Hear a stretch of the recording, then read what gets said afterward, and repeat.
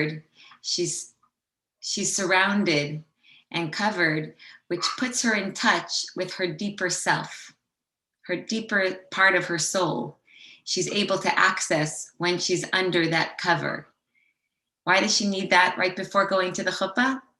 Because when she's in touch with her deeper self, that's the part of her that yearns for marriage. That's the part of her that wants to leave being single, leave, having everything kind of simple and easy, where she takes care of herself, she figured it out, things are pretty good, but yet she's alone. It's just her in her own life.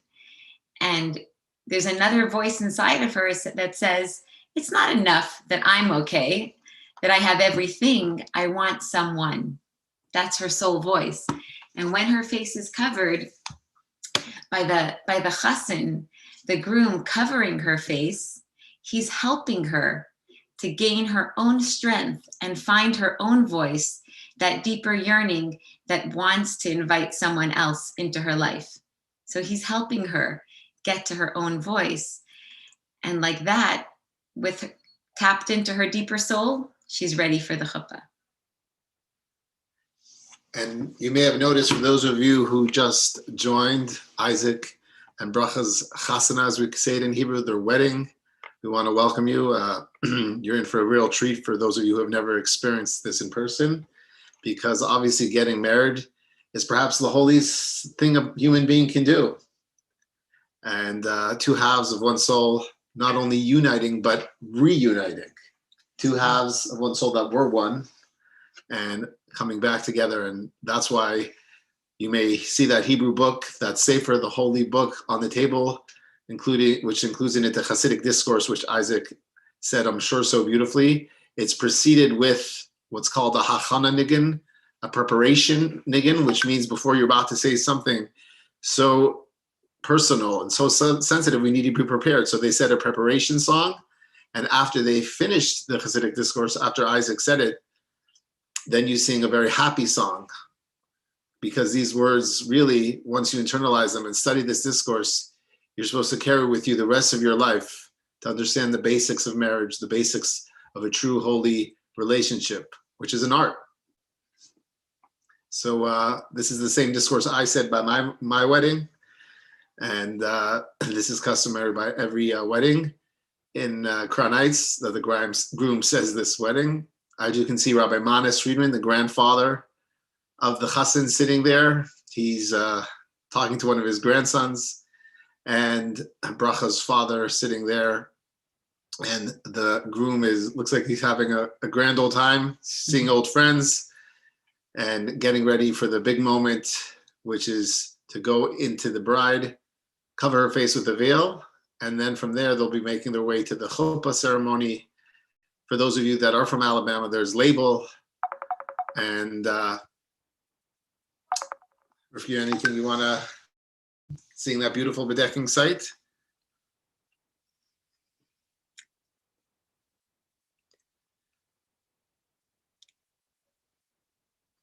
This is just the best day. The best day of a person's life is this wedding day, the holiest, best, happiest day. And then it gets better from there. I'm so happy for Aizik and Bracha. What unique insights have we learned, and obviously we're very close to your uncle, Rabbi Manis Friedman. And we've discussed this idea of marriage based on Hasidic philosophy a lot over the previous years. Anything that comes to mind that we've discussed as we're watching them getting ready to go to the next room? So obviously, just as important to know before we hear from Rivki, is the bride and groom have not seen each other for a week now, because in the preparation and getting ready to get married, it's obviously a time of contemplation, a time of spiritual preparation. And, obviously a bride and groom, because of what they're about to embark on the rest of their life, there could be distracting, especially the week before. So there's like sort of this isolation period before they're supposed to be unified for the rest of their life. They take this week before and they sort of concentrate on anything they have to do to prepare themselves mentally, even physically. Obviously, there's so much ready to be done. And it's also to feel the difference between being single, being two separate beings, separate lives, and then the merging, feeling the oneness. By taking that break, it really helps you feel that difference from two to one. And that's what we were saying. She's about to cover her face with the badekin. He's about to cover her.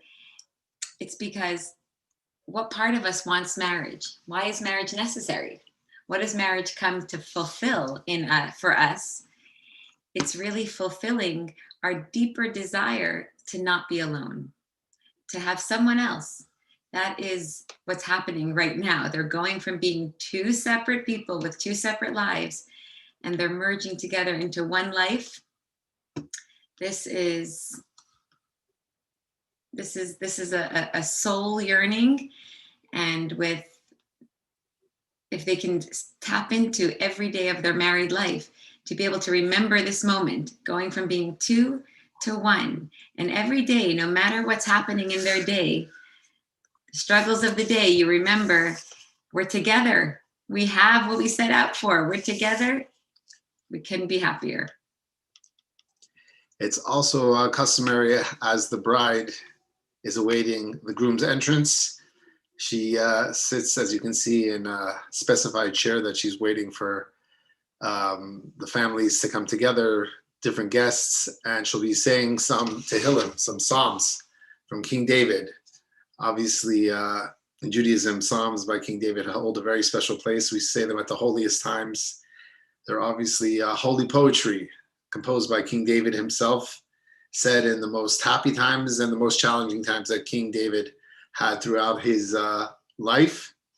And so you'll see, if you're able to get a closer look at a certain point, she'll have the book of Psalms. And right now, family members are coming over. I'm sure some of them she hasn't seen in a long time because of COVID, and reuniting in such a special way. I'm sure it's a beautiful moment. For those of you asking for better camera angles and audio, it's all going to be provided shortly.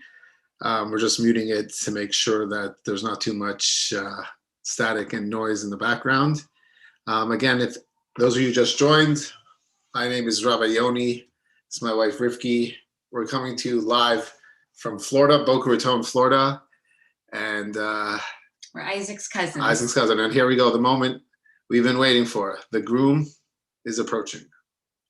Getting the audio on? And we're going to get the audio in 1 second.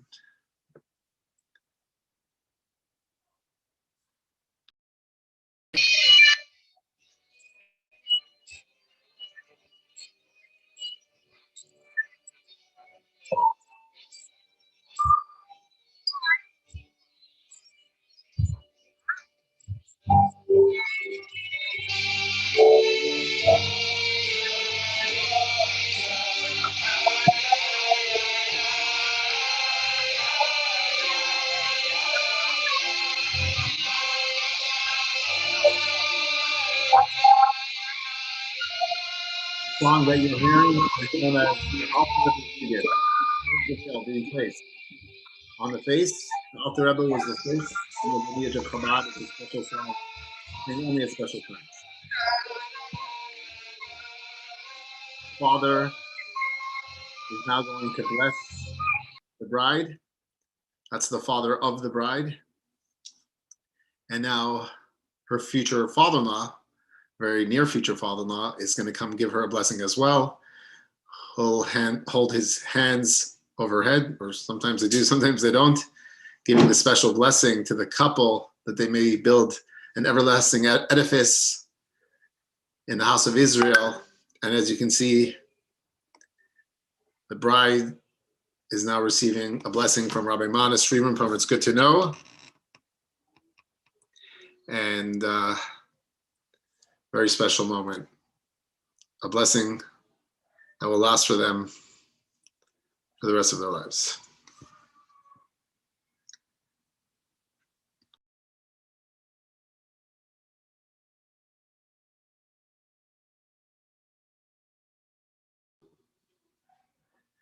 They're going to continue singing that song that was composed by the Alter Rebbe, the first in the lineage of the Chabad Rebbes, dating back a couple hundred years ago.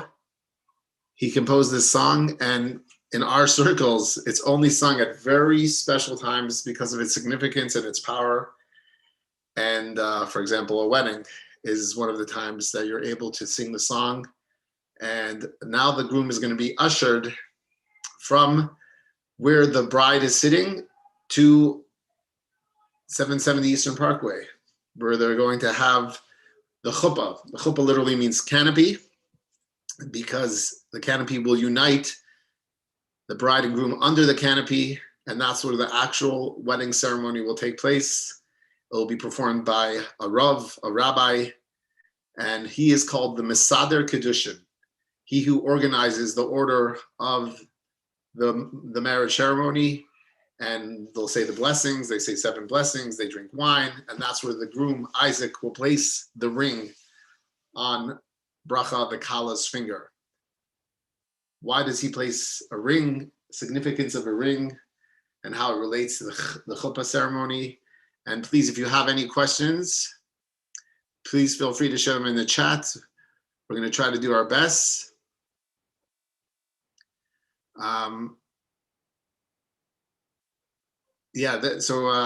As far as I know, some of the questions about the sound, they're doing the best there. We can't both be speaking and hearing the sound at the same time. Right now, there's no real sound to be heard, because they're simply going to be crossing Eastern Parkway in Crown Heights, Brooklyn, to go to the wedding ceremony. So we're going to have like a good, I imagine, 15 to 20 minutes of time till that's going to take place. They have to get everybody across the street, and Eastern Parkway is a big street. When the wedding's in Brooklyn, instead of doing the chuppah ceremony right outside the wedding hall, they do it on Eastern Parkway at the big synagogue, at the big shul of the Lubavitcher Rebbe. It used to be, when the Rebbe was alive, they did it right outside his office so that he can be there in participation. And now we still do it in that location. That's where we got married. That's where all the weddings are. People travel to be able to bring their chuppah right there in front of 770. So now's a little transition time at the wedding where everybody is taking these yellow school buses, I think. They might be going on buses or just walking the 2 blocks to get to the chuppah. So now we can talk. Anyone that has any questions or about a Jewish wedding, now's your chance to put them into the chat box and we can talk about it. And one of the nicest parts about the chuppah ceremony, which I always enjoy, is when the bride and groom first sort of enter the canopy, the chuppah, there's usually somebody with a beautiful voice that says, Baruch haba, which means welcome. And it's a certain welcoming that sort of sets the tone for the rest of the chuppah, a very joyous song, but serious song.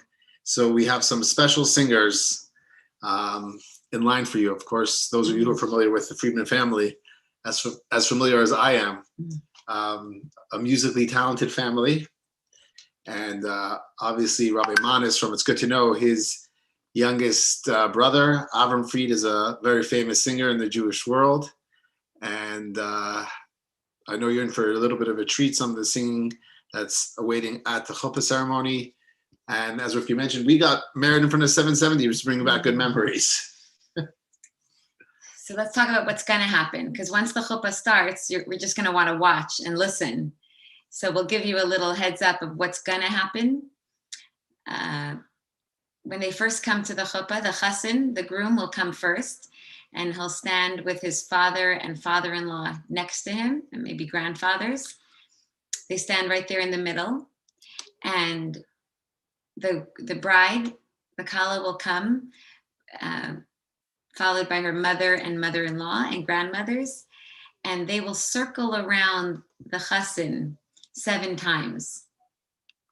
And what is she doing? I'm sure you've seen this at Jewish weddings. What happens when the kala is circling the chassan? It's very interesting. What she's doing is exactly what the chassan, what Aizik just did for Bracha, by covering her face.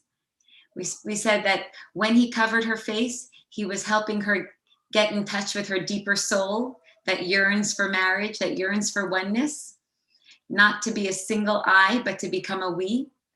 That happens when she's covered. When something is over your head, over your face, you feel your soul more. The same thing is going to happen when she circles, when Bracha will circle Aizik, she's doing the same thing for him. And she has that responsibility to help him get in touch with his deeper soul that yearns to become a we. And being circled has the same effect as being covered. So Aizik did it for Bracha. Bracha will do it for Aizik. And then they'll stand side by side under the chuppah, and the canopy will be above the two of them. The chuppah is above the two of them. And that's God saying, now I'm helping both of you get in touch with a deeper part of your soul by asking you to stand under this canopy. That's another way to be under something, and that helps you feel your soul. And it's God doing his part, saying, I'm going to help you stay in touch with your deeper soul, with the part of you that wants to be a we and doesn't want to just be an I. The chuppah will do that for you now. And in that place, under the canopy, is where the two of them have the strength to go from being an I to being a we. Thank you. And we just got some questions about people who are unfamiliar with 770 and where the chuppah is taking place. A little unfamiliar with Crown Heights neighborhood. So we'll just explain briefly about the location. Especially, I used to be and still am sometimes a tour guide in Crown Heights. Oh, look at that. So we have a nice shot of the chuppah there. And that's actually the courtyard of 770. Which has an interesting history, that specific courtyard, because the Lubavitch movement, the Chabad movement, came to the United States in 1940. The previous Lubavitcher Rebbe, the sixth in the dynasty of Chabad, he actually escaped from Warsaw, Poland. He was actually saved by several German officers who risked their lives and knew about his holiness and his specialty in the Jewish world, and they smuggled him and his family, or part of his family, from Warsaw, Poland, where the bombs were falling, through Berlin, Germany, to Riga, Latvia, eventually to Sweden, and they caught a boat. And the Nazis, the Germans, actually came on that boat where the previous Lubavitcher Rebbe was on, and they inspected the boat twice, and they missed him. And he made it safely to the shores of the United States in 1940. And when he arrived, everyone said, where do you want to relocate to? He was offered to move to Muncie and to Lakewood, very suburban areas, obviously, in the 1940s. And he said he wants to come to the heart of the action, which would be in Crown Heights, Brooklyn. Crown Heights was a very upper-class, affluent neighborhood. A lot of the Jews who first came in through Ellis Island and the Lower East Side, if you had a little more means, you made your way out to Brooklyn, which is the suburbs, which is hard to imagine. And they came in 1940, and they needed a building, a house to relocate to. Suddenly, 770 became available, and they were about to sign on the dotted line. The Chabad movement now relocating its Hasidic court to 770 Eastern Parkway. And that's when every neighbor on the block that we're looking at now, if you look further down at the houses on that Eastern Parkway service lane, they wanted to block the sale. They didn't want to have a Hasidic synagogue, activity, dancing, partying, noise, garbage, I imagine, at some points. So they went to each neighbor on the block to sign a petition to say, no, you can't have a synagogue here. And they came to that last house, which you can see half of it now, which is next to the chuppah. And there was a Dr. Shapiro, a dentist, living there. And they said, here, this is the last signature. We need you to sign this to block this transfer to this Chabad Lubavitch Hasidic dynasty. And he looked at the petition as he was standing very close to that courtyard on his front steps. And he said, do you know what's going on in Europe right now? Our brothers and sisters are being slaughtered. And you want me to block the sale and not welcome a Jewish community? Not happening. He took the petition, he ripped it up in front of their face and cast it into the air. And because of that, the sale was not blocked. And that's how Chabad ended up at 770 Eastern Parkway. And years later, when the kids were making noise, Dr. Shapiro, the dentist, who later became the Rebbe's personal dentist, said, guys, quiet down. If it wasn't for me, you wouldn't be here. And actually, it's an interesting address, 770. In Judaism, 7 is a very mystical number. 7 days of the week, the 7 spheros, the 7 emanations in Kabbalah, the 7 branches of the menorah. And the Rebbe mentioned once 7 times 10, which is 70, and 7 times 100, which is the same sort of mathematics, and it's in detail. 770 represents a lot of mysticism. And nobody thought at the time, or nobody could have imagined, that so much goodness and so many Chabad houses, including in Birmingham, Alabama, and Los Angeles, and Minnesota, and Thailand, and Australia, this would all emanate from this 3-story building on Eastern Parkway in the heart of a community that wasn't Hasidic at all. And the Rebbe said many times at the Farbrengens, the gatherings, to a few people that escaped Russia and Nazi Germany, he said, from here we will change the world. We will introduce goodness and kindness and holiness. And people said, who is he talking to? A few Jews that made it out of Russia from Stalin's communist Russia, barely with a shirt on their back. But it happened, as we are here today, welcoming a Chabad house from Birmingham, Alabama, and other Chabad houses around the world. And it's, there we go. We got a great shot. Can they zoom into the address? If you can zoom in, whoever's doing the camera work there, if you zoom in, there we go. We got 770. It just brings back, so many great thoughts. And as you can see, here's the groom. He's going to open the door. And these steps are famous steps because if anyone has ever seen, once a year, there's the convention, the International Conference of Emissaries. 4,000 Chabad emissaries come from all around the world. They all take a picture on these steps. And you can imagine what it takes to get 4,000 rabbis to stand on these steps and to take a photograph. And it's a highlight because they all do it very easily and smoothly in an hour or less. We're seeing them open the doors of 770. That hallway is where the Rebbe would stand throughout the 80s and welcome people from around the world, from all different backgrounds, right to the left. And he would give out dollars because the Rebbe said when 2 people meet, each should benefit a third. So he'd give you the dollar to give to charity, to give to a poor person. We're getting a shot now of that area right there. That's an elevator, but to the left, that's where the Rebbe used to stand. And that door leads you right into what we would call in our circles, the Gan Eden Ha'elyon, or Gan Eden, the lower Gan Eden, and then the higher Gan Eden, which is how we refer to the Rebbe's holy room, from where he orchestrated and led the Chabad movement and really world Jewry for many decades. Now we're going down the hallway, and we're following Yeshiva Bacher with his tzitzis flailing. And if it's hard to imagine, if you go right to the right into that first room, that's the whole Chabad movement fit into that small little living room. And we're getting a shot of it live right now. And there's one room, a smaller room, but we're going to get a shot now. Look at this room. It's hard to imagine. In the 1940s, sometimes they could barely get enough for a minyan, for a quorum of Jewish men, of 10 Jewish men to have the services. They used to stand outside.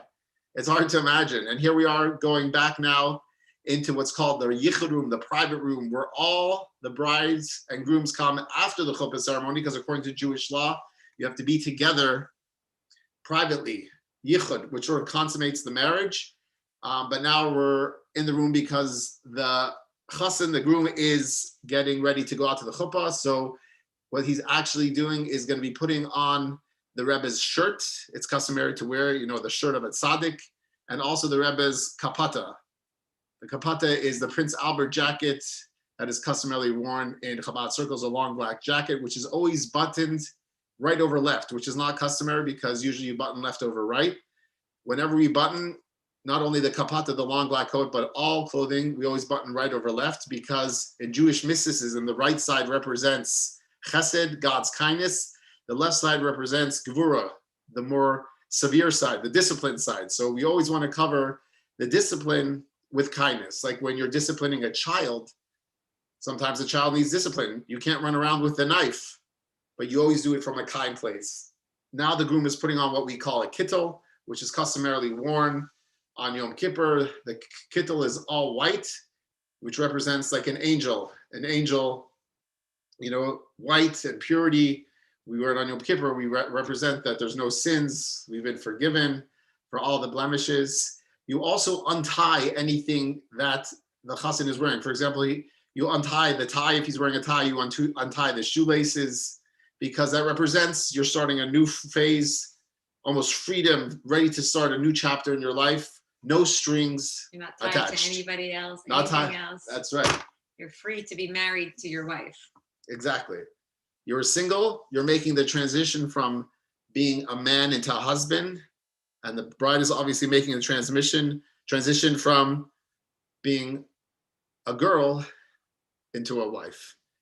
And he's wearing the white kittel, the white jacket, because today is the bride and groom's Yom Kippur. It's their day of judgment, their day of repentance, and they're white like an angel, free of all sin. Anything that came before this day is wiped clean. It's a new slate, a new beginning. And it's a good time also when the father and father-in-laws will actually whisper into the ear and give the groom guidance, a thought to think about, which you'll carry with you the rest of your life. It's interesting. This room also is, when it's not being used for wedding purposes, it's a room in 770 in the Chabad movement where the boys come to get tested on their ordination, their smicha. So you get tested on 5 parts of Jewish law, and brings back good memories, that room, because I used to sit in the benches in the other room and study every day the different parts of Jewish law, the laws of Sabbath, the laws of kosher. And then you'll walk into that room and the rabbi will be waiting for you and he'll give you a scenario. What happens if a piece of meat falls into a big pot of milk? Is the pot of milk kosher? Is the piece of meat kosher? And you sort of have to diagnose, because it depends. Obviously, there's all these different details. And that's what happens. Now we're seeing a birchas kohanim, the priestly blessing. Obviously, the Friedman family, Rabbi Manis Friedman and his son Yossi, it goes through the father, our kohanim, giving the priestly blessing. And we're going to get audio here in 1 minute. To capture, they're going to sing the song that was sung before the Alter Rebbe's Nigun, the song which has no words, because sometimes things are higher than being expressed in words. Words could be limiting. So a Nigun literally is a song that comes from the soul, and it will usher the groom to the chuppah. It will continue to usher the bride as she comes to the chassan. She'll circle the chassan 7 times, mystical sort of ceremony. And we're going to unmute so we could get some of the live sound.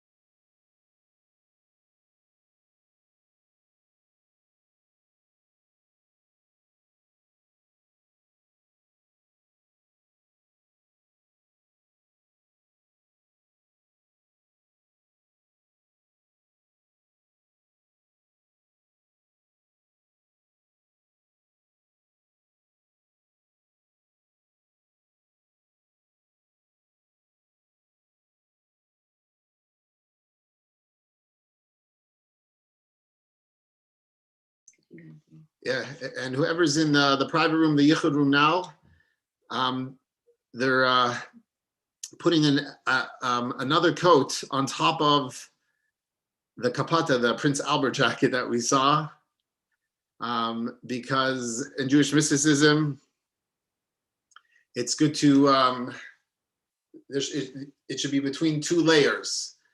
For example, when we wear the tzitzis, the 4-cornered garment with the strings, according to Jewish mysticism, it should be layered between 2 layers. So that's why in Chabad we wear an undershirt, we wear the tzitzis, and then we wear a regular shirt. In other Hasidic circles, they say they have to see the whole beged, which means the whole woolen cloth. And then they have typically a vest on top of that. So it's important. So what's being covered in 2 layers? It's the kittel. The white kittel. Yeah. The white coat has to be covered with another black coat.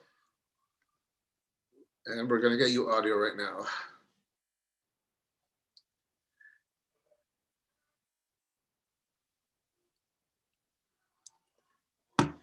Across from this room, the Yichud room, there's another room called WLCC, World Lubavitch Communication Center, which in the 70s and the 80s, they used to broadcast the Rebbe's Farbrengens from this little tiny room. It was actually produced by 3 Israeli boys who figured out the technology in 1970 to take what the Rebbe was saying live downstairs and through conference call, allow the rest of the world to listen simultaneous broadcasts. So that room is called WLCC, World Lubavitch Communication Center. And of course, as the movement expanded in the 70s and the 80s, that's when they renovated underneath 770. And that's the main area which we refer to now as 770, this massive open hall, which can hold thousands of people where the Rebbe conducted the Farbrengens from. But it all started off in this house. And the Rebbe actually mentioned once, if you would get a shot from the outside, maybe we'll get it soon, there's 3 stories to the house. And the Rebbe said, mystically, that refers to the name of the movement, Chabad. Chabad is an acronym for Chachma, Bina, and Das, which means wisdom, understanding, and knowledge. Chabad is the acronym. That's why we call it Chabad. And that's actually sort of why 770 had those 3 levels. And it's even more interesting that it was very rare for a house in 1940 to have an elevator in the actual house. But this was owned by a Jewish doctor. And if you look now, as we go through the hallway, you'll see that there's an elevator right at the entrance, which was amazingly helpful for the previous Rebbe, who was imprisoned and beaten badly by the communists. And they came and it had an elevator to take him upstairs. There we go. There's a shot of the elevator. And it was just so helpful to have the elevator in the actual house, which is also very interesting to know. We're opening the front door of 770, and we're going to go to the left. Now those windows, that's where the Rebbe's secretariat sat, and they would be in charge of the communication and obviously taking care of anything the Rebbe needed.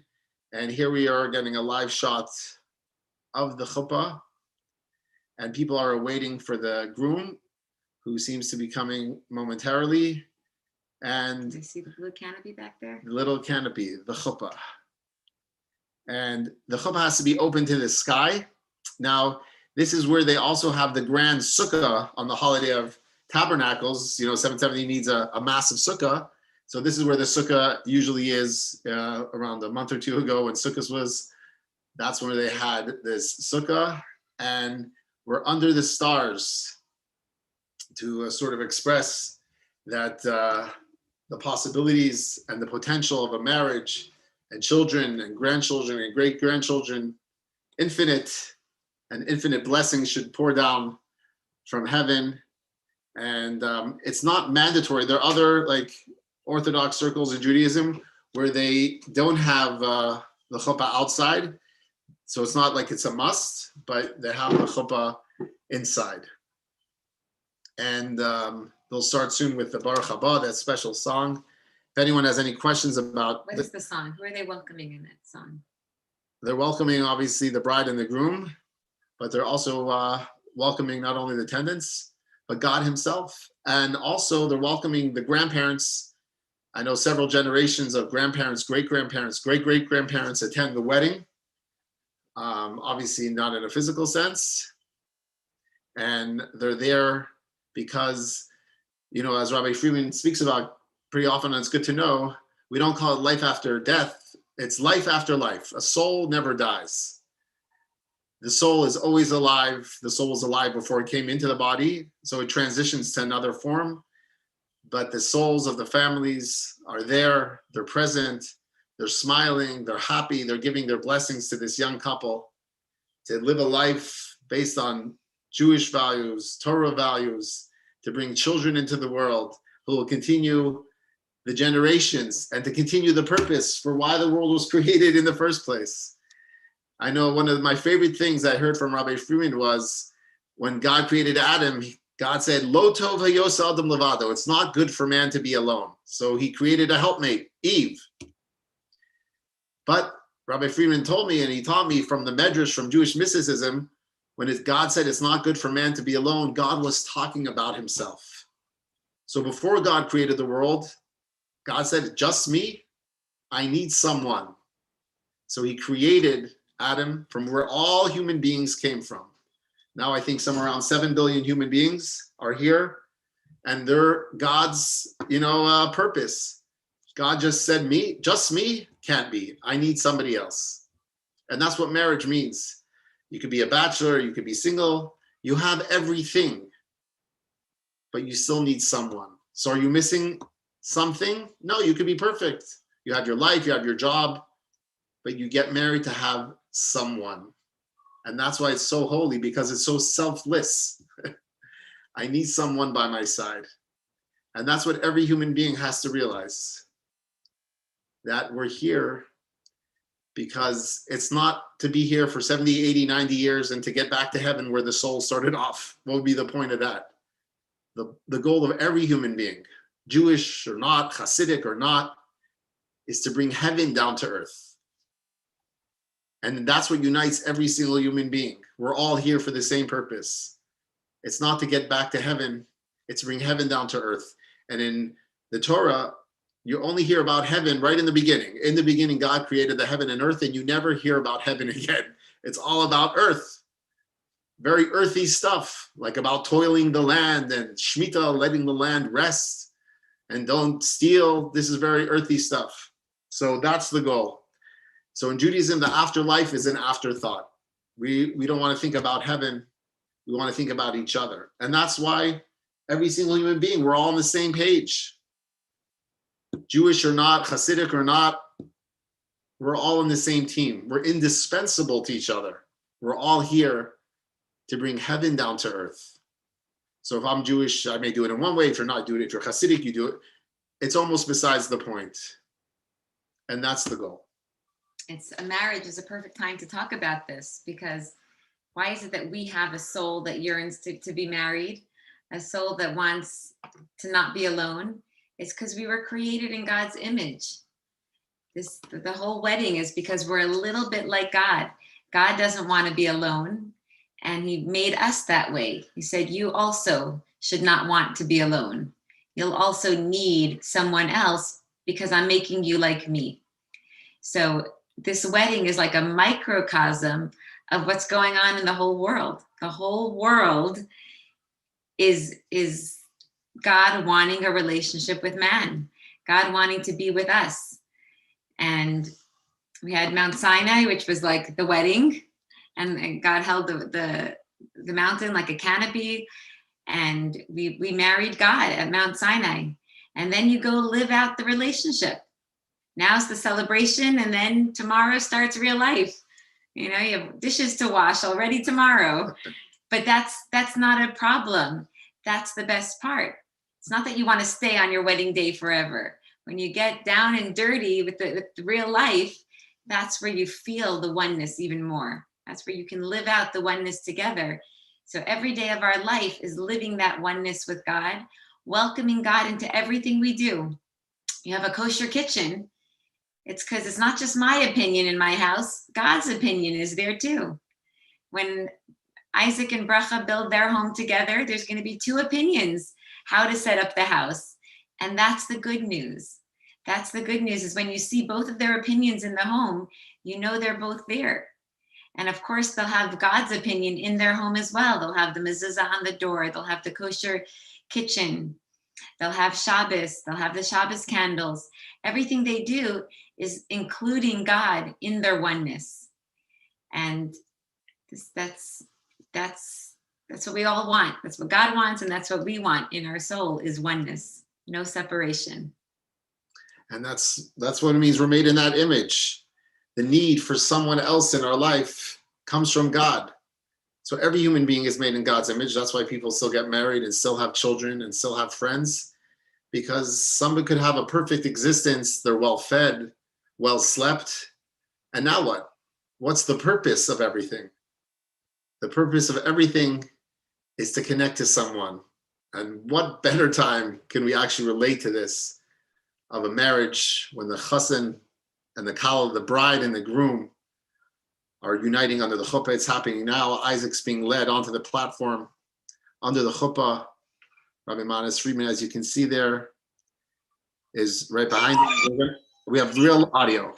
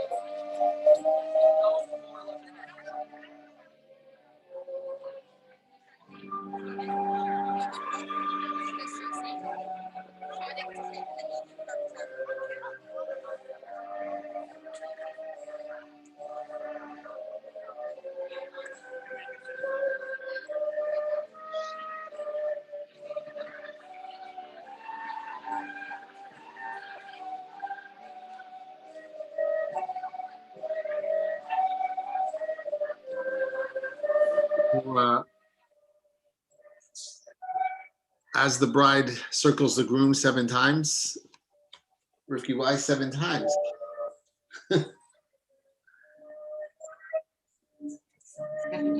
Nature, bringing bringing all parts of him along. We were saying before, elevating his soul, bringing him to his deeper soul that wants to be married. So she's getting to each part of him with each circle, each one of his emotions, and bringing the deeper soul in touch with every part of his emotions, so that, you know, the moment you're not in touch with your deeper soul, then what you feel and what could happen in marriage is, you know, it's got to be my way, or why are you here? Why are you taking up space? But it's not about that. It's about always feeling the pleasure in the other one being there. And that happens when you're in touch with the soul.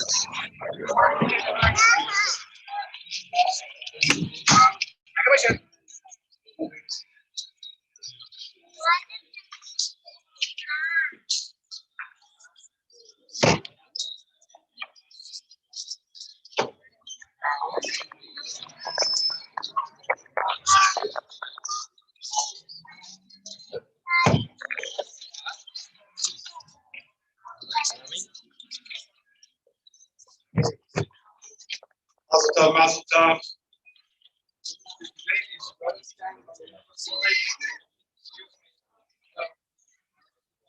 Welcome to Boston. Kindness and Agnes, no jokes over here. It's a chuppah,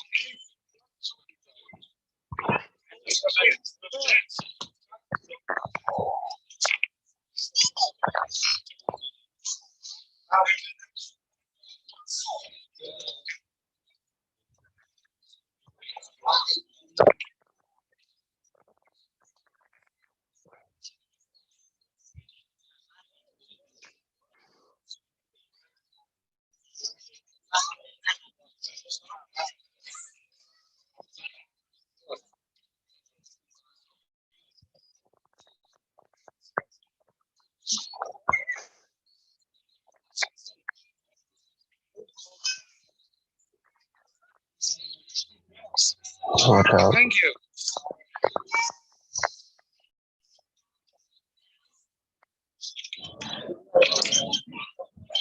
Before we begin the chuppah, I want to welcome the neshamas that are here with us, beginning with the great El Al Shem Tov, Kala's grandfather, the Chaim Sarah Bransky, the Chassims, maternal grandparents, Nanu and Bobby Chanoka, that is Yaakov and Mrs. Bina Chanoka, Kala's grandmother, Masada Mishalavin, the Chassims, maternal grandparents, Zayda and Bobby Gordon, Shalom Bad, Miriam Gordon, Zayda and Bobby Friedman, and Moshe, and that's Miriam Friedman.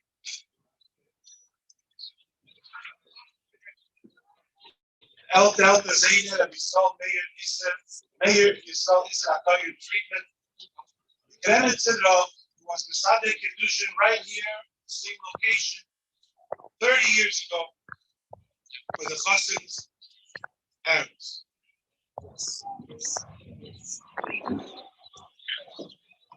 Want to begin with Birchas Koyanim? You can ask the Chassid's brother, Aryeh Pachoy Friedman, to lead the Birchas Koyanim. All the other Koyanim that are here are asking your bracha from your place. Stop with the Rebbe's letter. No one's Rebbe's Koyanim.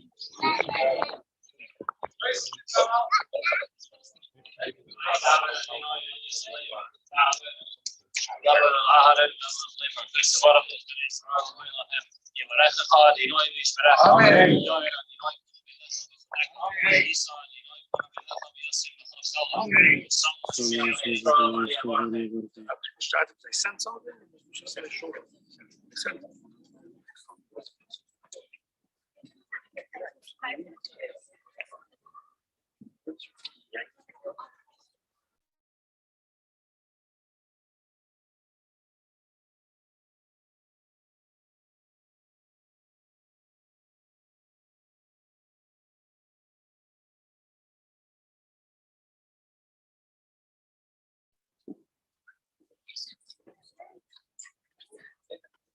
To welcome the Chassid and Kala, Baruch Haba, we call on the Chassid's uncles, Benny and Shmuley Friedman, to chant the Baruch Haba.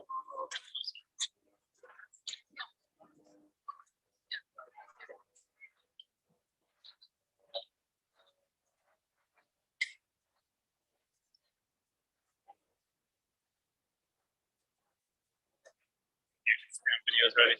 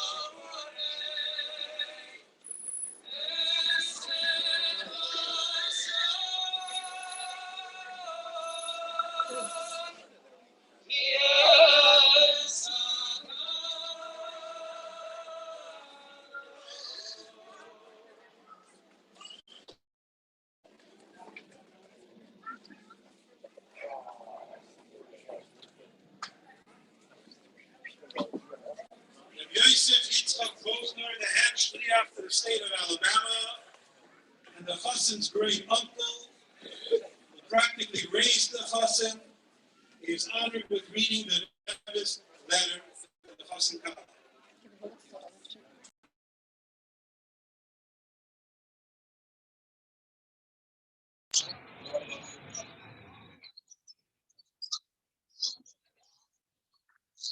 Coming all the way from Alabama to read the letter that the Rebbe sent to my parents who were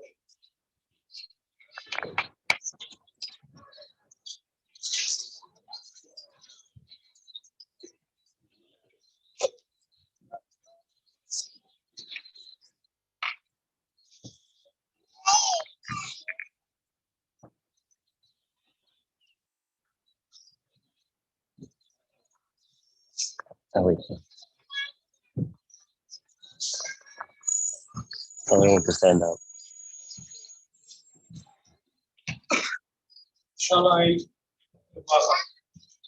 Mane, Hallelujah, Vision, Mahas, and some young. Yes. Yeah,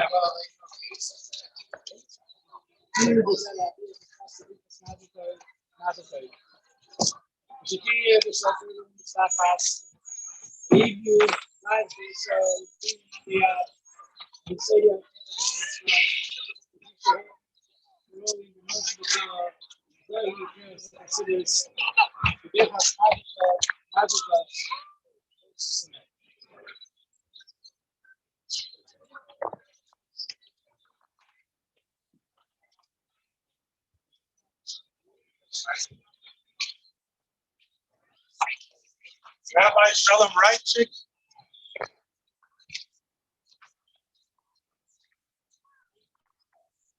Kala's uncle, the Shliach to get Maryland, is honored with reading the Rebbe's English letter to us.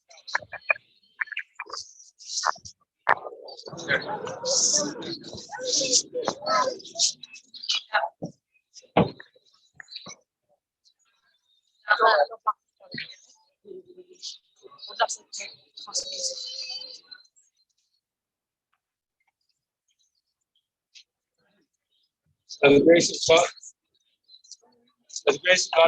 Lord, greetings and blessings. We reply to your invitation on the day of the wedding to take place. With God's help, I send you herewith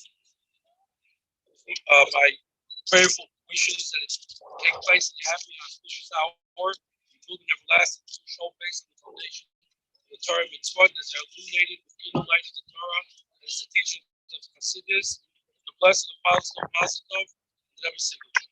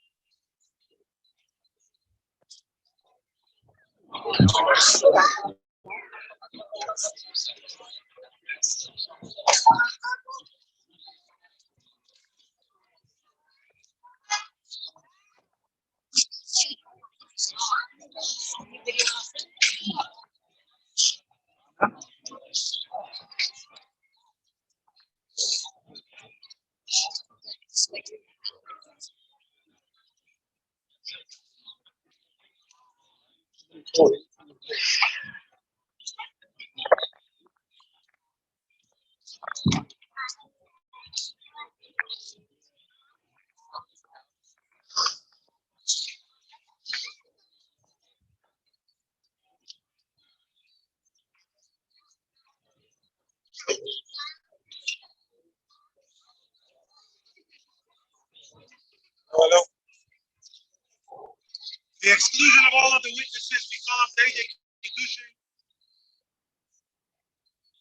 Rebbe Shliach to Shanghai, China, by Shalom Greenberg, and Shliach in the Friendship Circle of Los Angeles, Rabbi Mickey Rapnoy, are asked to join us here under the chuppah.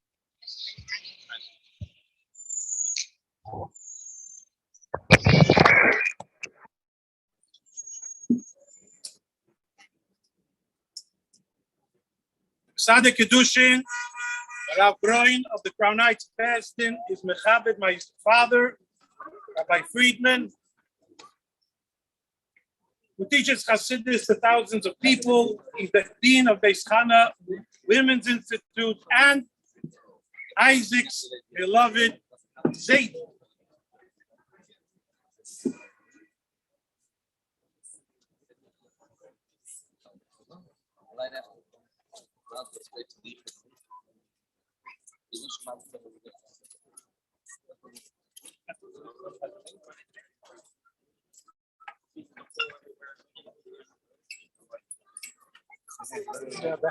Huh? Then he's not. This one.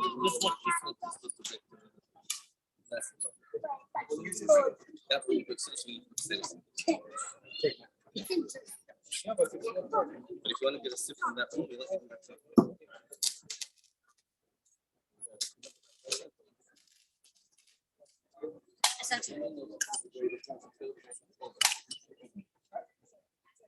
Amen.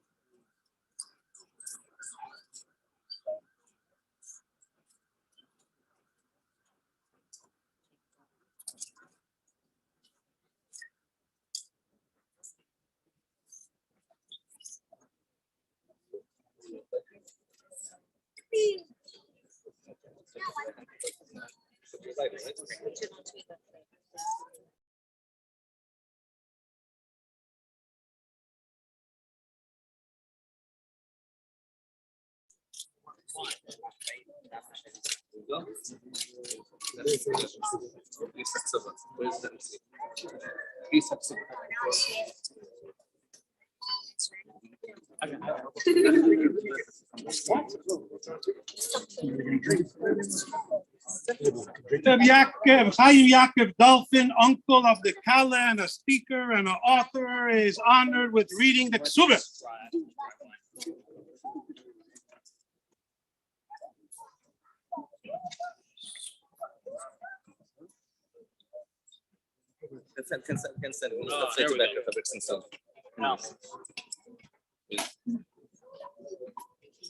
My Dolphin is here.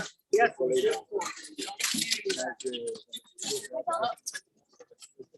did very well last.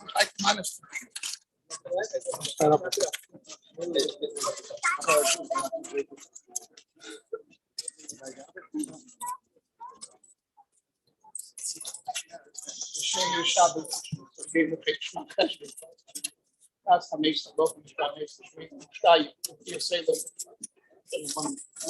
van was het Brooklyn, New York. Ik zag ook dat Tommy, Aizik hier en Harab deze niet tot Hakoyi hier. Omrelo laadot super. Bracha hier pas. Deze niet tot hier. Hebben we de gas mission snel. Ik kreeg schroeven in de houden meteen zonder vals. Ik zei, hey, de kusten. Ja, binnen leeft mee aan de zoek. Kersen zoeken, als lekker met mensen. Het is een nijfje, de kustijfje, het is een tijdje, om meer in de city, de hele arm gelaten. Zie je maar een bracha. Ik heb zoeken nog. Hebben we into in de dunia en alles dat we hebben. En kersen, zo. Ik ben haar, ik ben schieten, mannen de levusha, musha de arsa, kool kiepen wallen para aren, Aizik haklein shiyichte, sand aan, het nees boekim, kersen sorry, die harav, Aizik haklein shiyichte, aren Aizik haklein shiyichte, sand aan, de heesje vloog met de leed nees boekim. Nee. Science cooking cassette for on Haravan nice appreciation of Saman not a high shot don't it do it. Dog with the sense the dog he was alive, throwing in the car, running east state Facebook smile. The Ossie at all the meeting, Nixon, Isla Nachayis, Lesla Nachayis. Koeling, je heen, je heen, je staat zoek de dag. Die doen je dag, de besef de dag. Maar veel niet klima, dat als gooi, we gaan je in je met de naam, voor England, maar ga je staat zoek de dag, je doen je dag, de besef de dag, iedereen haar ervaren, Aizik haklein shiyichte, Hassan de naam. Die hele koosbaar zo is, die zelf is in de human race, die soil, het zoeken, de pietum, Chachomim, de loket das machto, voor de loket heeft zich gestoren, de kunyono, de konino, met harav, aan Aizik sheyichya, ben harav, Jezus Yitzchak, Hakoyim sheyichya, Sandi machen, de Morris Bracha sheyichya, das Rabbi Manis Friedman, Shigecha, suche dort die Vollmacht, bevor es redet, man die Kosten. Mit dem Thema Hochschule teilen die von den Schienen, Mispaches, Ben Harosh, Jesus Ben Arab, Yitzchak, Mispaches, right for day.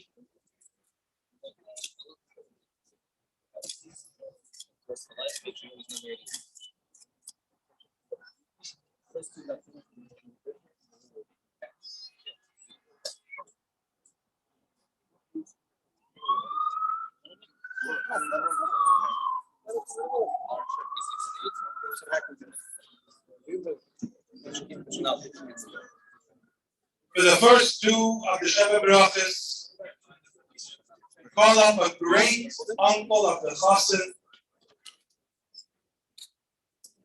the Rebbe's Shliach to Melbourne, Australia, and we thank the Eibishter for his presence here today.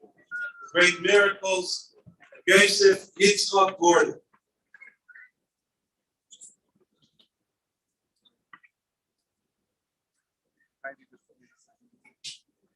Baruch atah Adonai Eloheinu melech haolam b'nei pri hagafen. Baruch atah Adonai Eloheinu melech haolam sha'atayru baral mitvaydei.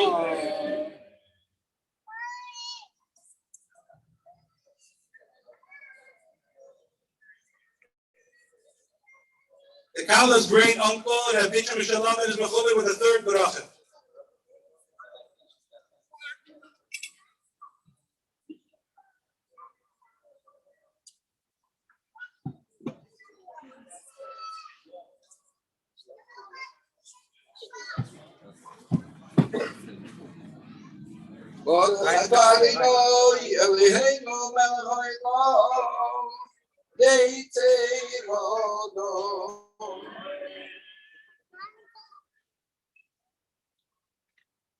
May Yisrael Iser HaKoyim Friedman, einzige Kreditzer Rav, Shliach of the Rebbe in Scottsdale, Arizona, and the Chassid's brother is mechubed with the fourth bracha.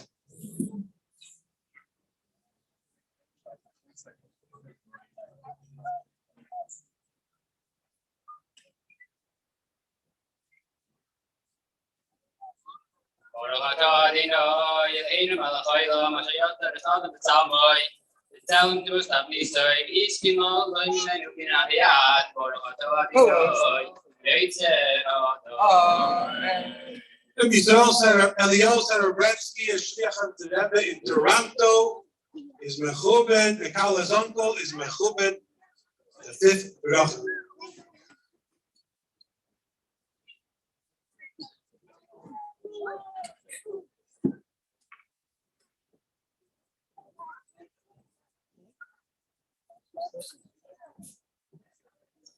Christos is Sabula, for the kibbutz one else say from the simcha, but according to Sameach Tzion, the one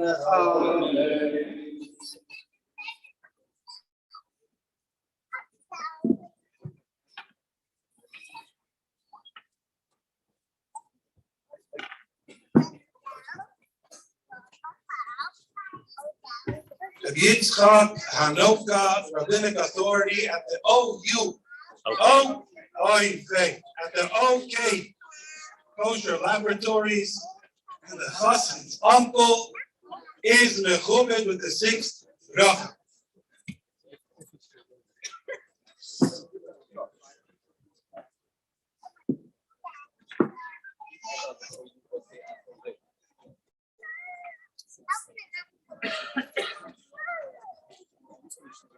Samach de Samach, Reim Ahuvim, Kisavei Chachu Yitzir, Chaveganei Demikadem, Baruch Atah Adonai, Mesameach Boson Betavo.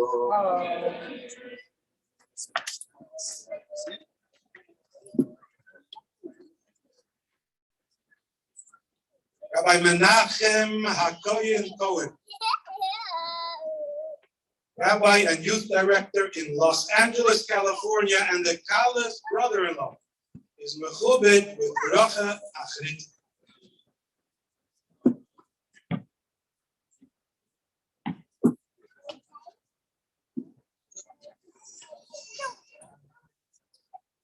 Baruch Atah Adonai Eloheinu melech haolam, asher bara sasem simchacha, samdekala kila rina titza b'chedcha, haba v'yachva shalem v'reus. Meher Eloheinu yishana b'ari Yehuda b'chotzis Yerushalayim, kol sasayin v'kol simcha, kol chasam v'kol kala. Kol mitzarlis chasam v'chasam, nor rishon v'kinasam, or katolika, mesameach chasam v'makala.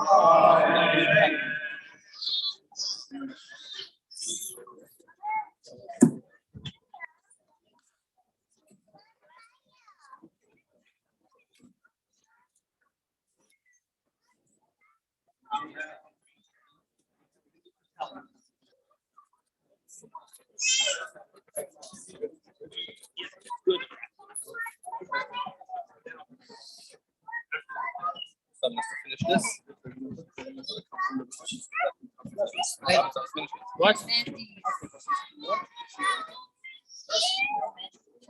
Tati. What? Mr. Jacob Kossoff, a role model to many people and a dear friend of the Chassid and his family, is asked to come up and place the glass in front of Aizik so that Aizik With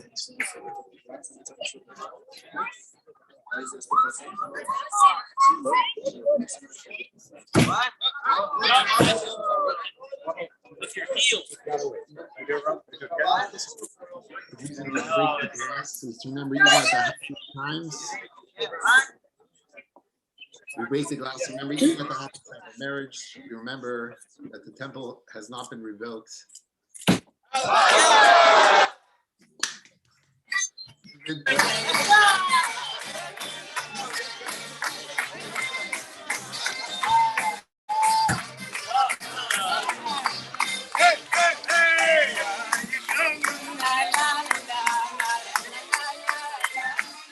Mazel tov, mazel tov. Look at this.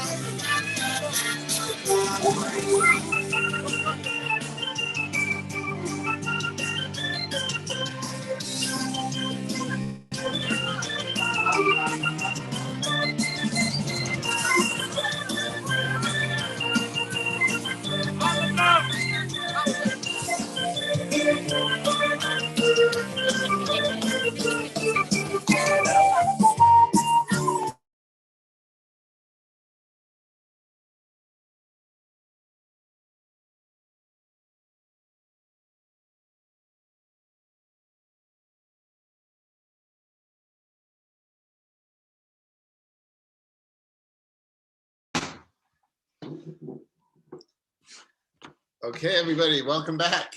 Wow, you can feel the joy through the screen there. What a simcha, a young couple embarking on a life together. We wish them and everyone here brachas, blessings in their own lives, in their own families.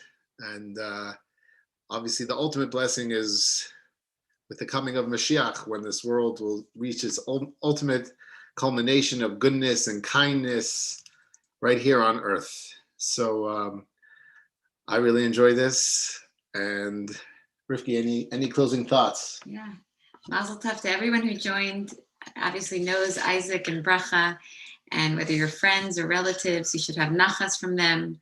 Seeing unity, even if it's not you, it brings us such joy to see a couple so happy to be together. It just brings everyone joy, all of you, friends and relatives, and the world.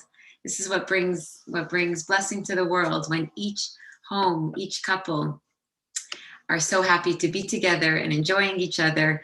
This is what will make the world the way God wants it to be. From one home, we reach each home and cover the whole world. And that's why God desired a dwelling place in this world. This world should be his home, where he should be able to be himself. And himself means truly one with the people that are in this world. The chassan and kala, as you saw, there were going into the private room there. Obviously, according to Jewish law, there are the laws of yichud, the laws of privacy, that a man and woman are not allowed to be alone in a room together. Actually, from the time that a boy is 9 years old and a girl is even 3 years old, you're not allowed to be in a room. That itself is considered intimate.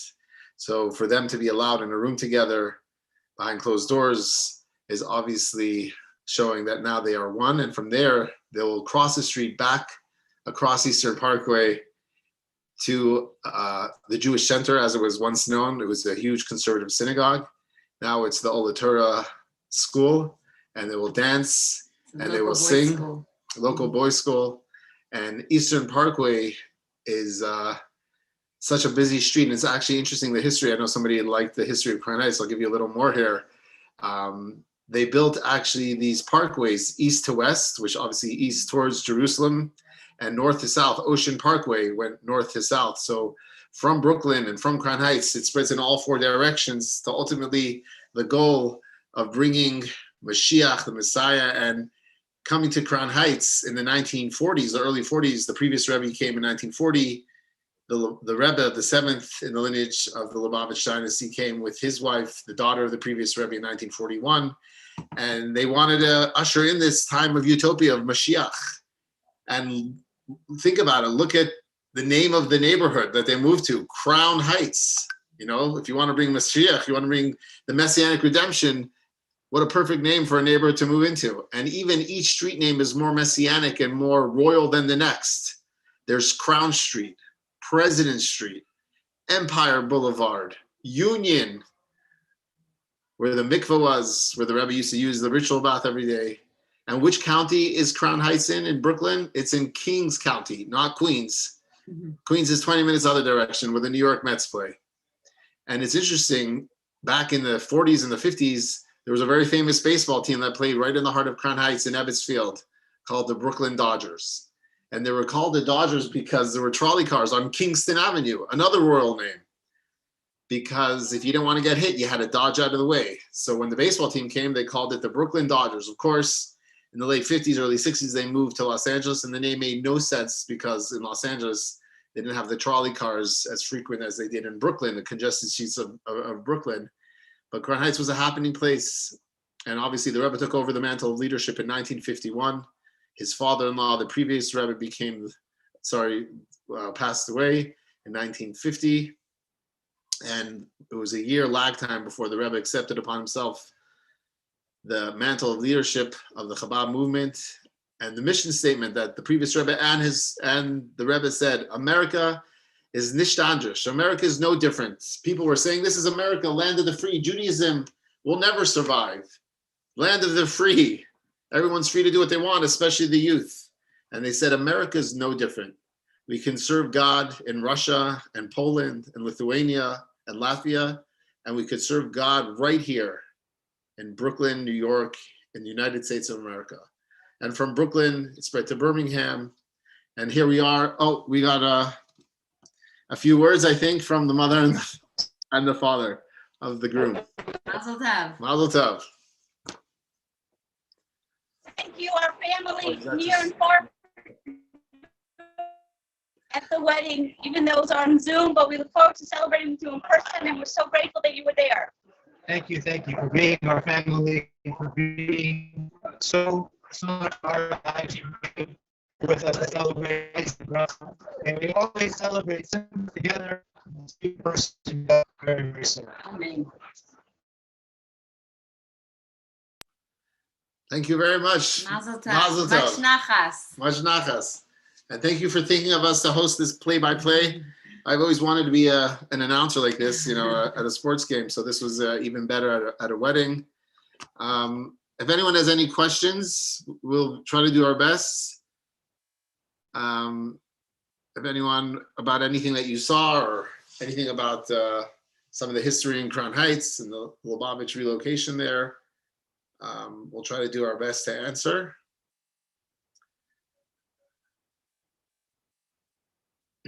And we got married there in Crown Heights. What? Is it? Okay.